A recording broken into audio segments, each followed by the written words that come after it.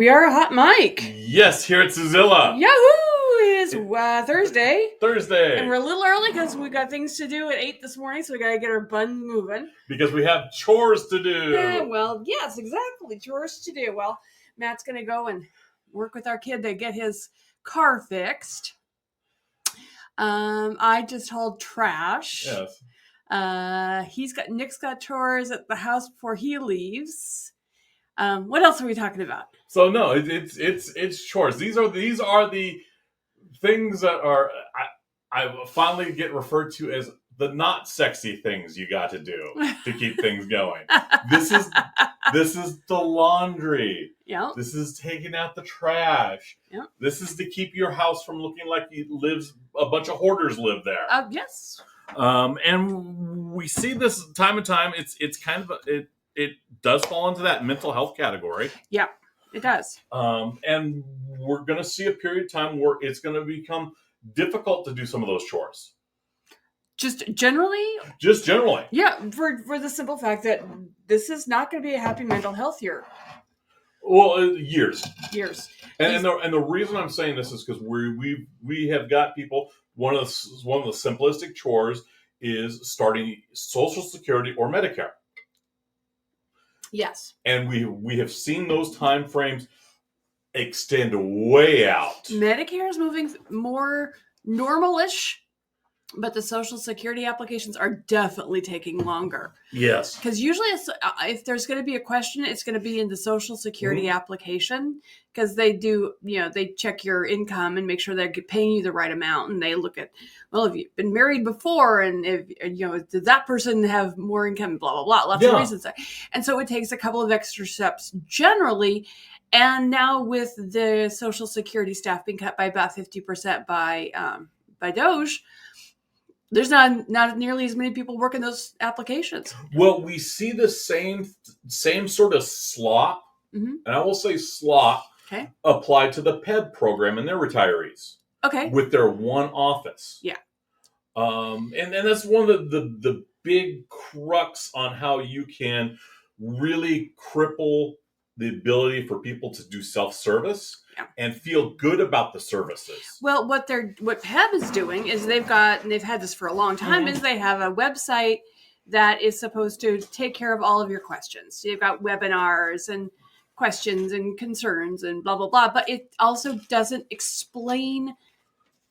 answer the questions that, it's slop. It's slop. There was efforts made, but it's not good enough. Well, it's not good enough. Not everyone learns on a computer screen. That's true. Sometimes it's really difficult to learn that way. And particularly our older generation. Well, maybe don't even have access to a computer, or maybe they're working off their phones because their kids gave it to them. Yeah. Or maybe they've got an iPad if they're, that's. But there's sloppy sort of customer service feel that everything could be done over online or over the internet. Yeah. I mean, even sometimes, and if you're lucky, you might get somebody on the phone. Mm-hmm. Yeah. So that is a kind of, you want to be able to enable the people to do the jobs around. Mm-hmm. If you're doing the, hey, it's going to be all about self-service, you need to empower the tools. Yeah. And you need to make sure that they're trained and understand how to use those tools. Right. And that's one thing we're going to be running into in the next 6-7 months or so, is the push to, well, first things first. Mm-hmm. I think you might be going this direction, is a lot of people with health insurance have a tendency to do set it and forget it. Yes. And the last several years, if you've had a qualified health plan on the Washington Health Plan Finder, or in, Medicare, healthcare.gov, an ACA plan, you pretty much would get a notification that this is changing, that is changing, and it would automatically renew for you if you tick the right box. That's not going to be the norm anymore. Yes, they're stopping the auto renews. Yeah, which means a lot of people are going to lose their coverage because they're going to assume that it's just going to keep rolling. It's going to get tricky. Well, it's one of the things that we stressed from the very beginning. Every year you want to double check. Yeah, always take a look, touch it, see what's going on. Check with your broker. Just go in and look at your account to make sure that you agree with it. And we've worked with thousands of people over the years, and inevitably we will get a small handful after it closes down. Is like, oh, my coverage was canceled. What happened? Mm-hmm.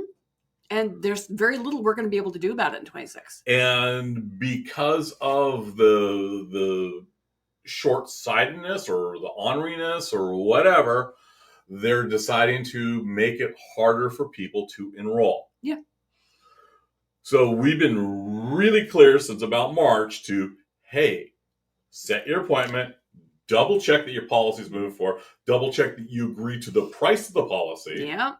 We've had our first shock this June. Mm-hmm. Over the tax credits. Yep, because they did the reconciliations if you hadn't filed your taxes, and they said, "Oh, well, you can't prove your income. Here, we're going to take your tax credits away." Filing taxes is a chore. It is, and it is. And there's an assumption was made by a large number of people that, hey, I could just file an extension because it had been working for a long time. And small businesses regularly file extensions. And that's because of the accountants saying, oh, well, hey, we've got this tool, we're going to use it. Yeah. And spreading their time out. And not realize that, hey, the folks on the exchange plan, if you've got an extension into May, you may lose tax credits. Mm-hmm. We saw that actually way back in 2019. Yeah. Before they kind of smoothed things out and made it harder to kick people off. Yeah. And they're unsmoothing it. And the unsmoothing has begun. And we saw that during the fall enrollment season. Uh-huh. What they would do is oh, I'm so sorry you didn't file your taxes. We can't reconcile what your income is. Therefore, you're not eligible for any tax credits. Mm-hmm. Exactly. And people go, wow, I filed an extension. Yeah, well, you haven't. You need to make sure your taxes are filed. And then there's people we've actually run into, I never file taxes. I don't file taxes. And it makes you go, I don't make enough money to file taxes. Basic rules. Always check your mail. Always file your taxes. Yep, exactly. Yeah, and those are chores. And there are people who hate checking there's mail. Oh, yeah. I mean, it gets to the point, well, especially with the mental health thing, because, there's been a couple of points when I've been having a really hard time, and I will actively dodge my emails. Mm-hmm. That's a mental health thing. Yeah. Because I'm afraid of what I'm going to see. Or it's hard to answer the phone. Yeah.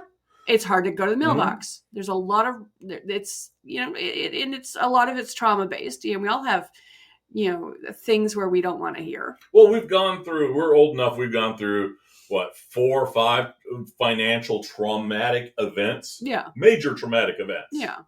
The Gen Y, which is the youngest generation, they've gone through way too many. Yeah. They're gonna respond in a way that, they're not going to answer mail. No. They won't answer emails. You'll be lucky to get them to respond to a voicemail. Texts are definitely a preferred method of communication. But we're also seeing that some of the insurance companies and the health plan finder are using that tool too. So that's good. Yeah, but there's a point where it becomes overbearing and they'll start deleting. They'll block them. They'll block them and delete them. Yeah. So that's one of those things. But you can't do that and expect things to continue along exactly as you want. You have to do your chores. You have to do your part of it. Mm-hmm. The world is not there to cater to your butt.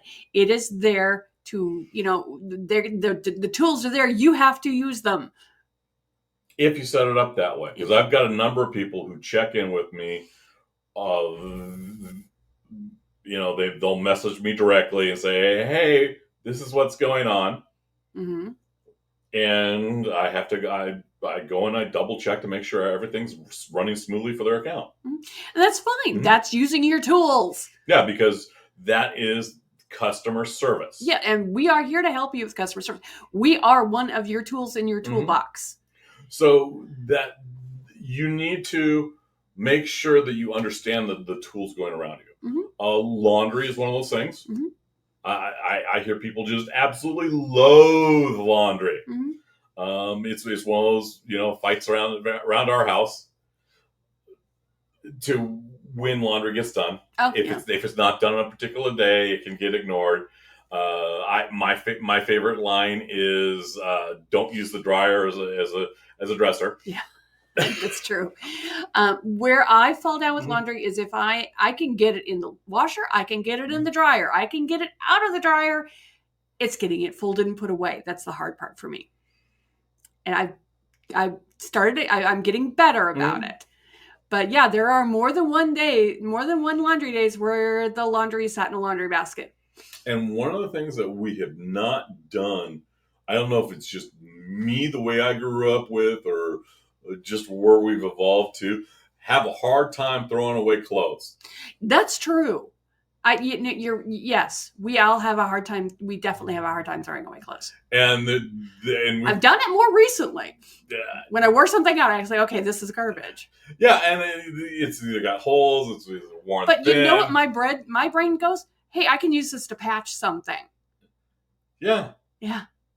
It's a weird thought process. You might never patch something, or hey, I could put these belt loops back on.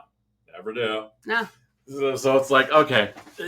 So one of the chores we're going to have to institute is getting rid of some of the clutter. Yeah, we've got some, especially we've got our dresser is extremely full with stuff we never wear. We need to, and so is our closet. We need to do a purge. Yeah. And getting rid of that clutter and getting rid of some of the stuff that we, has been just sitting around is not a bad thing. It's a good thing. It's also hard to get your head around it sometimes. Well, I think some of it has to do with is we have been blessed with the opportunity of not moving. Yeah, that's true. That's true. We've been very, very fortunate, knock wood, that we landed in a good place that has been affordable and comfortable, and we haven't had to pack and move and pack and move and pack and move and pack and move and pack and move like a lot of people we know. And because we're renting, we don't have certain obligations. True. Certain chores. And we have run into different groups that have encountered, problems with upkeep in those chores. Yeah. And it's one of those things you're going to see more of. Famously, we have a friend that they bought a house, and it was from a little old lady that had to, move along because she couldn't keep upkeep. But it was like down to like one or two light bulbs in the entire house. Yeah. Because she couldn't change the light bulbs. Yeah, and she didn't have anyone to help her. Yeah. I've heard more than once about, trees being overgrown because they couldn't trim the trees. And it's expensive to hire somebody to do that for you. Oh yeah. And a lot of what you run into is some of those chores. If you can't handle them yourself and you want to bring someone in to help you, it's not cheap to do that. So yeah, there is a point where it's like you've got to decide what point you move. You surrender the ground that you've held for years because you can't maintain it to what it was. Yeah, and that's I see that a lot with my retirees. They are shifting to something that is smaller, single floor, doesn't have extra stairs. They're downsizing is the phrase that's commonly used. They're going from the 4-bedroom, 5-bedroom house to a 2-bedroom house. It's not happening a lot. It has happened. It's not happening as much as it used to. Yeah. That's where the condos came from too. That's where the condos came in, and we're not seeing a lot of that new smaller size houses done. And yeah, so you've got a group of silver foxes running around their house, and 4 or 5 bedrooms and multiple stories, and they don't really have They don't have the capacity to maintain that kind of level. Okay, so there's a internet. There's a gal on the TikTok or Reels or whatever, one of those short form videos, right? And she bought a house as is that had been abandoned, right? So mom and dad built this house back in the 60s. Great house. Oh my God, it's an amazing home. Okay. Like Architectural Digest level. Oh yeah, I think I told you about that one. And then they passed away. Son inherited it. He lived in it but couldn't maintain it. Yeah. He lived in it, never really messed around with mom and dad's stuff, left boxes and boxes and boxes and boxes, lived in a couple of rooms, and then he passed away and his sister inherited it. She didn't even live in the area, so it just basically sat and rotted. And it was so these folks bought it, as is, all the stuff inside it, and have been renovating it. And they've been on this for over a year now, almost a year, and maybe a year. I have to look at the time frame, but they've deconstructed everything. There was one wall that if it didn't have a chimney in it, it would have collapsed. That's how bad it got. Those are people who love chores. These are people that and then they're doing the vast majority of this themselves. And when they have contractors in, they're in their hands in as well. Now, to be fair, her husband's this is what he does. Yeah. So they're not coming into this completely blind, but he's never refinished a pool before. It has concrete work. It has a swimming pool. Okay. It has a big, beautiful swimming pool. And when this house is done, it's going to be worth millions of dollars. Millions of dollars. It has got the most amazing view of the Pacific. It's stunning. And they went all glad. Sorry, I could go on for hours about this house. But that's a good example of how especially the son who inherited it, he couldn't maintain it. He should have just sold it. Yeah. And taken the proceeds and got himself a little condo or a little house on his own. But he didn't. He lived there, and it went to garbage because of it. I don't know I don't know where he was in his world. I don't know anything else other than that. That is the fact of what happened. Yeah. I also know that, it's very common for people who are in depressive states to get in a loop and they can't break out of it. Yeah. Sometimes it's hard to, get up and to have a shower, let alone, clean the bathroom. Yes. And it's not I can't have a shower today. It's hard for me to shower this week. It's hard for me to shower this month. There's a certain point where it's like your friends need to check in with you and that, hey, are you okay? Let's see if we can break this cycle. Yeah. Because that's what leads to those depressive situations can lead to disasters. People die because of that. But you'll see that. You'll see the, hey, what's for dinner? There's another chore that people have. Yeah. Is keeping food, fresh. It's like, we had spaghetti, every week this month. Can we have something else? And if you've got a picky eater in the house, it becomes a chore. Coming up for something, and I have a tendency to get into a rut with my meals. Just that's the way I've always been. I do try and mix it up, but I do have a tendency to fall back on some of the similar recipes. But I do at least try to shake it up, because what happens? We come home and I rush to put something together, and I can't.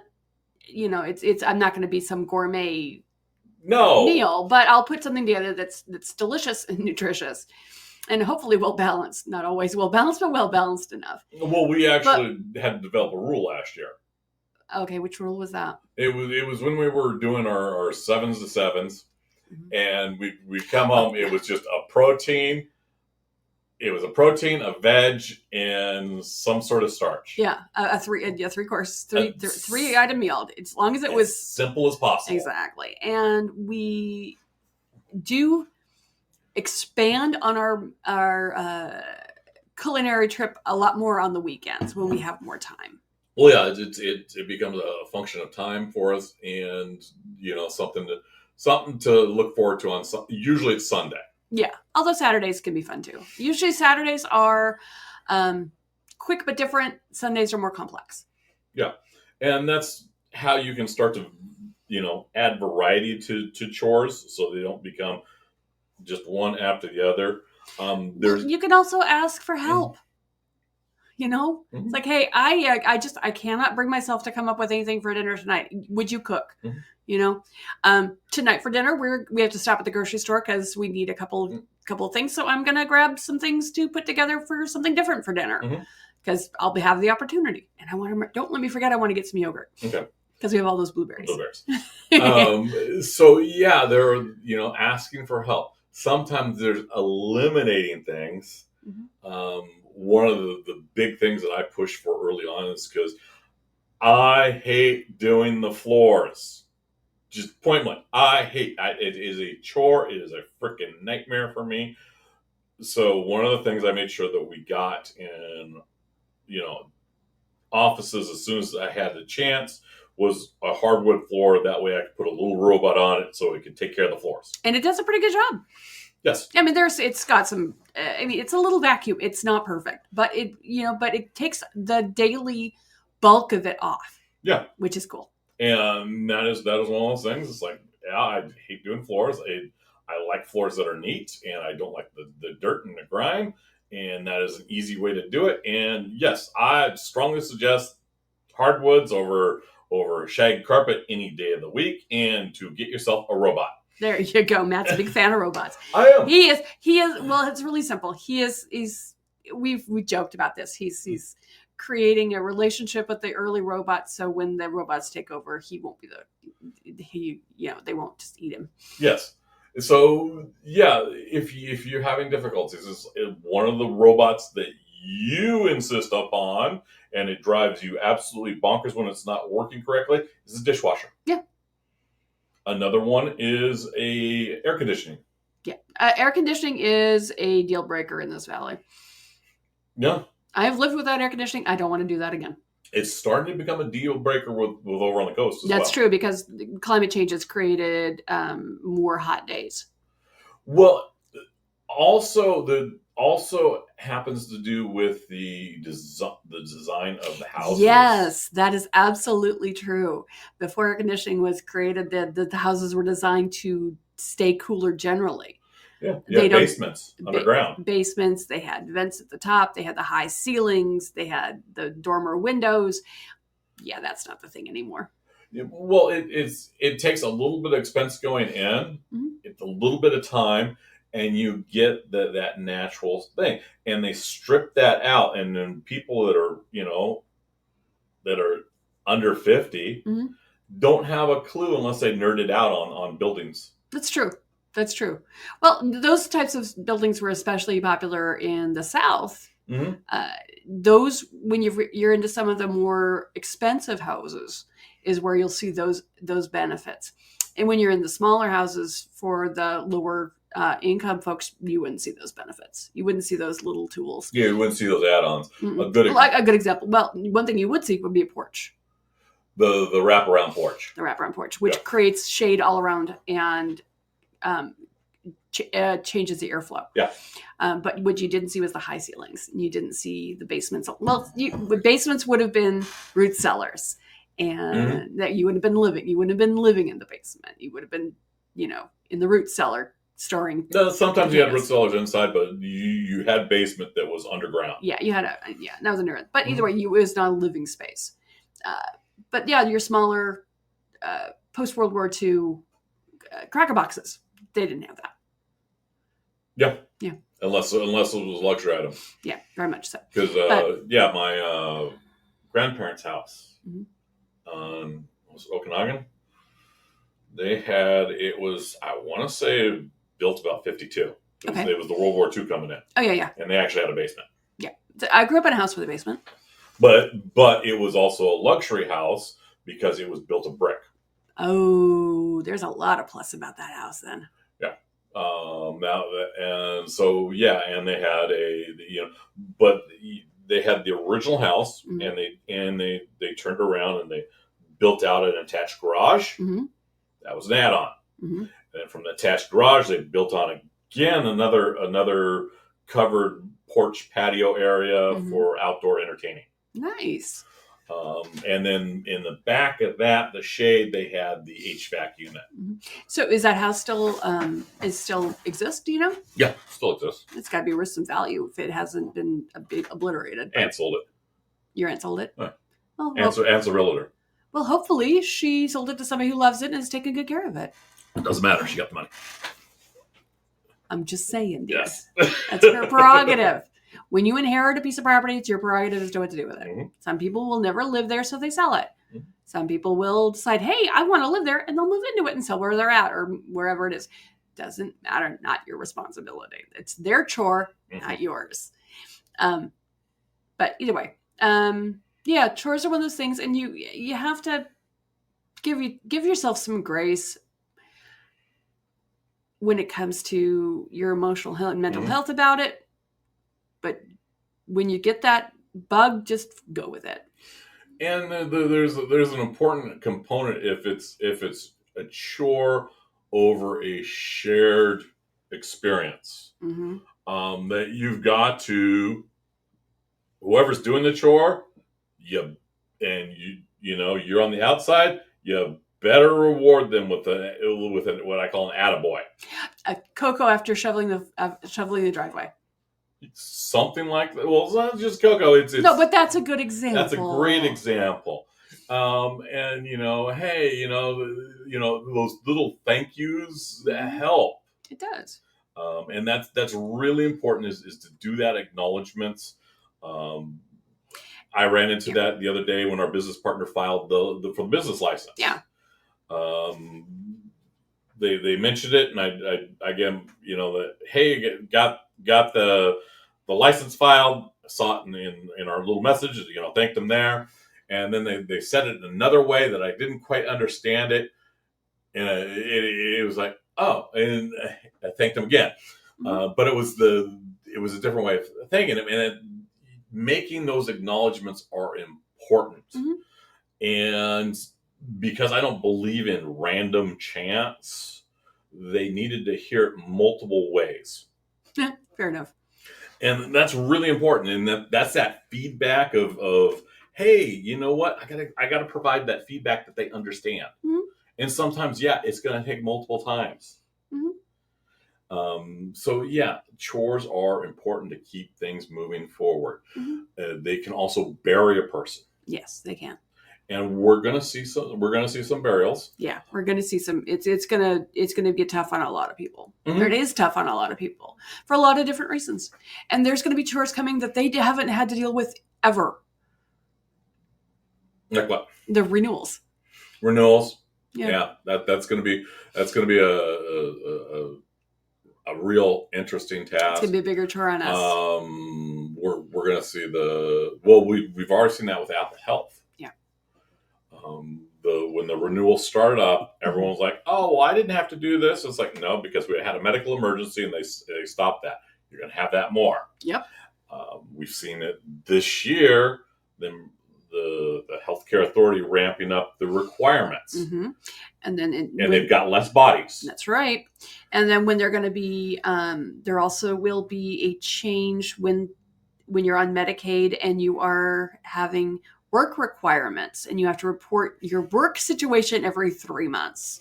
You're going to have to give your work history every 3 months. You're going to have to give your income every 6 or so. Every 6 months, because it's twice a year. Mm-hmm. And then when you file your taxes, that's another check. Yeah. So you're going to have multiple checks to make sure that you're not ripping off the system so that the ultra rich can get their taxes. That's right. All right, that's a good place to stop. So hey, have a good day. Yes. Remember your chores. Yes, it's gonna suck. Find someone to get a chore buddy. Get a chore buddy. Chore buddies need to be a thing. Yeah, here we go. I like that. Have a great week. We will talk to you next week. Yes. Okay. Bye. Bye.